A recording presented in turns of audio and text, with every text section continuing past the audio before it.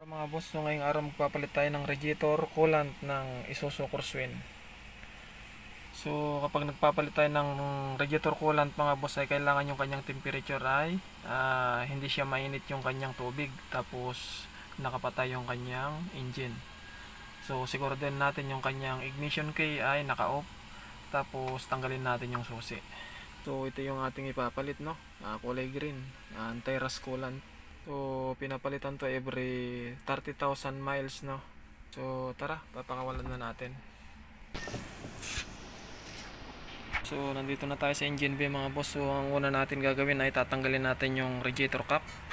So dito, kung makikita natin ay tubig na yung kanyang receive wire. So kailangan magpalit na tayo kasi nahaluan na to ng tubig. So tumabang na yung kanyang coolant, saka kailangan na rin talagang palitan para maiwasan natin yung kalawang mismo sa engine. Yan mga boss, malamig na yung ating engine, no? So ang tinanggalan natin yung kanyang radiator cap. So tapos ang sunod na tatanggalin natin yung kanyang drain plug sa radiator. So ito yung kanyang drain plug sa ilalim mga boss. So ito yung tatanggalin natin para maalis yung kanyang luma niyang coolant. So ikutin natin yan ng counterclockwise. Paalala, siguradong kailangan malamig lang yung kanyang water para hindi tayo mapasok. Ayun mga boss, tanggal na yung kanyang drain plug. So kung makikita natin, malabnaw na yung kulay green. So parang tubig na lang, tapos may kasamang kalawang. Yan mga boss, kung mapapansin nyo, kulay kalawang na yung kulay green. So kailangan talaga pinapalitan to. Yan mga boss, kapag tapos na natin na pakawalan yung kanyang radiator, no? So ang susunod na naman natin yung kanyang tubig sa may engine block. So may drain plug din yun dito sa tabi ng injection pump, dito sa ilalim ng gulong. So dito natin dudukutin, no? So tatanggalin natin yung clip dito para ma-access natin yung drain plug ng water. So natanggalan natin. So mahirap matanggal dito sa may EGR valve, no? So mahirap dukutin, kailangan sa ilalim. Dito sa harapan sa kaliwang bahagi ng gulong tapat ng driver. So ang gagamitin natin ito, sakit na 14mm. So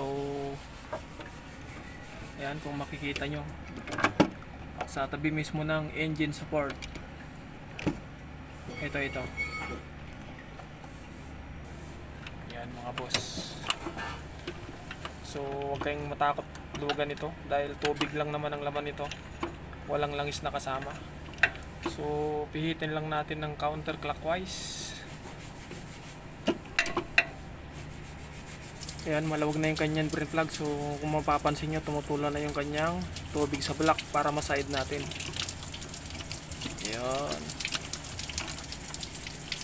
Yun, para matanggal natin lahat yung lumang coolant.